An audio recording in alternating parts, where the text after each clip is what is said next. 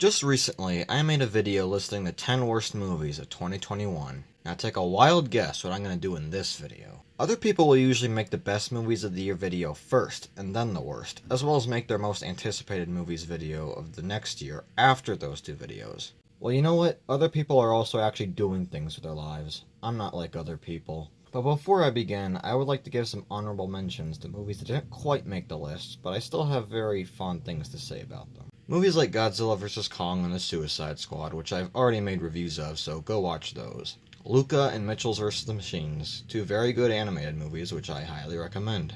Demon Slayer Mugen Train the movie, very epic continuation of the anime. However, you must watch the first season before watching the movie. Don't be a moron. Last Night in Soho, probably my least favorite Edgar Wright movie, but if you forget it's an Edgar Wright movie for 1 minute, you'll probably get a kick out of it. No Time to Die, a solid outing for Daniel Craig's James Bond. And finally, Shang-Chi and the Legend of the Ten Rings. I never made a review for this when it first came out because, you know, college. I loved it a lot more when I first saw it, mainly because Black Widow left such a poor taste. Overall, I still like it, but definitely not one of the top tier best Marvel movies. Still has great action and a really compelling hero and villain. With all that out of the way, let's begin. Is there anything better than pussy? Yes, a really good book. Bo Burnham's Inside. I never watched Bo Burnham before this special, so I had no idea what I was getting into. And what I got was a pleasantly fun experience with a lot more weight than I was expecting. Like, seriously, Bo, are you okay? Do you need help? There's help out there. The songs were really fun and enjoyable. It was a very easy watch, but one of the best watches of this year. Don't cuss and point. You're gonna cuss with somebody. You're not gonna cuss with me, you little cuss. Me. The French Dispatch. Well, it's a Wes Anderson movie, alright. Truthfully, there isn't a lot of character work in this. It's just events playing out. That's the whole movie. I think making the film this way prevents it from being a top-tier Wes Anderson movie in my opinion, and truly being a masterpiece. But even still, this is one of the single most well-directed movies ever made. I mean, my god, is it art. Mark! Mark! Tick, Tick, Boom. Jonathan Larson, the creator of Rent, got a musical biopic. To me, this meant watching Rent before this movie to understand it better. I didn't need to do that, but I'm glad I did. I got to see the actual inspiration that went into making Rent. This film definitely has a lot of deep themes about running out of time to truly make a difference in the world, and when you think about the real-world context, it's just, heartbreaking. Andrew Garfield, man, this guy can act. He actually deserves the Oscar this time. I mean it, I really do. What's going on?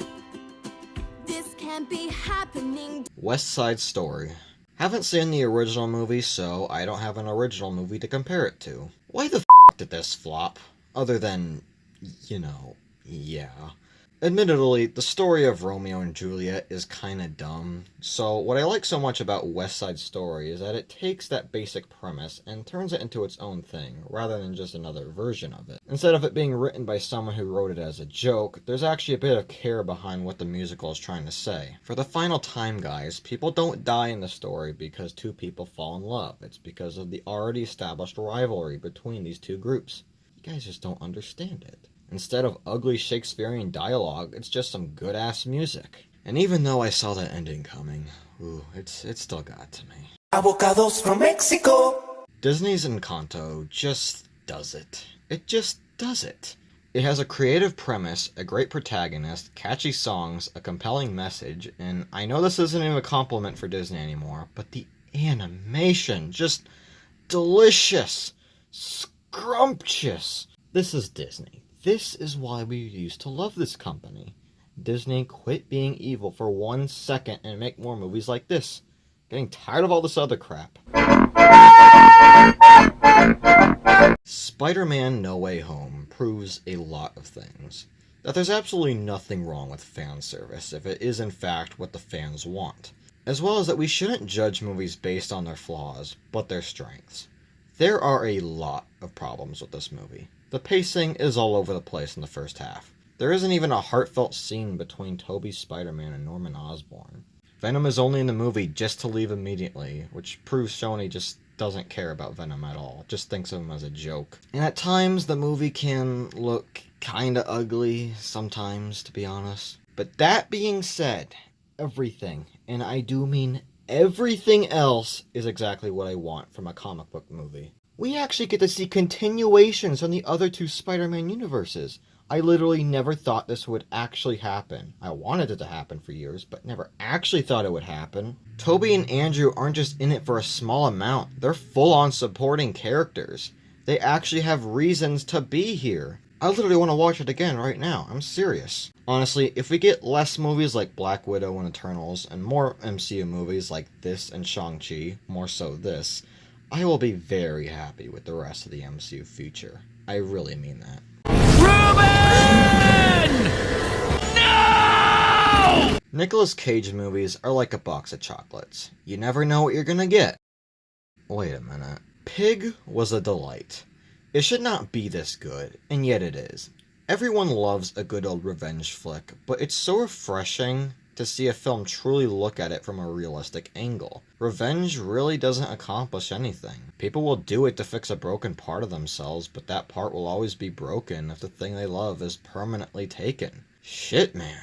I cared more about a fictional pig than my own family. Now that's cinema. I'm Mr. Green Christmas. I'm high on weed. I literally had no idea what The Green Knight was about before watching it.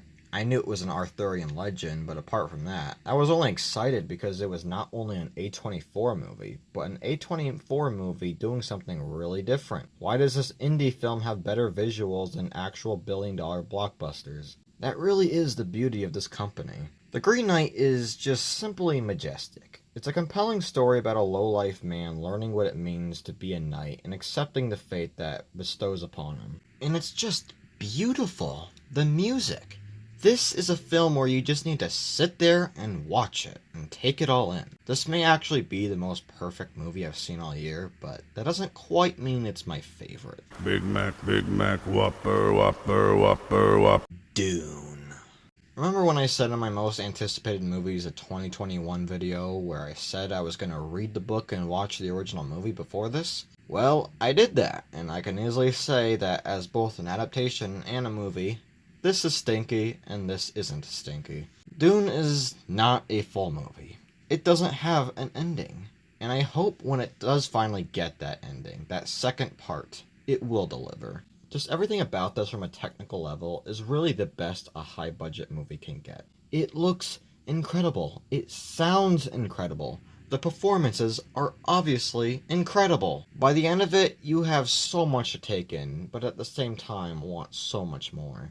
Other than that abrupt ending, the only problems I have are some things from the book that didn't quite make the final cut, specifically things involving the character Dr. Yue. But aside from that, it's just so good. I am a star. I'm a star, I'm a star, I'm a star. Licorice Pizza. In the past year, Paul Thomas Anderson has become one of my favorite directors working today.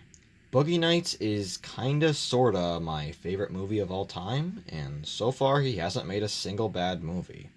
And if you ask me, Licorice Pizza was the movie he needed to make. Not to shit on his newer movies, they're obviously amazing, but lately all of his films have been very slow, very heavy, and occasionally hard to understand.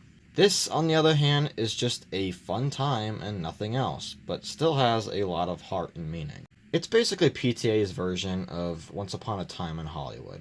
It's great to see a filmmaker reach such a high status, all to be rewarded by just making whatever film they want to make without worrying about the result. You'd think that could result in a mess, but it's anything but that. The two main characters are very enjoyable, and I have to say they were perfectly casted. They look and feel like real people from the 70s, not just actors that we can easily recognize. It was risky casting somewhat first-time actors, but my god did it pay off. And for the people complaining about the so-called racist scenes, yeah, sure, whatever. Personally, I think the whole point is that it's simply mocking racist people, and personally I didn't really mind it, but to each their own. Whatever, I loved this movie. That's all there is to it. Well, that's it. That's the list. If you want to see my full ranking of all the movies I saw this year, there's a link below in the description to check that out. But anyways, I'm tired, so good night.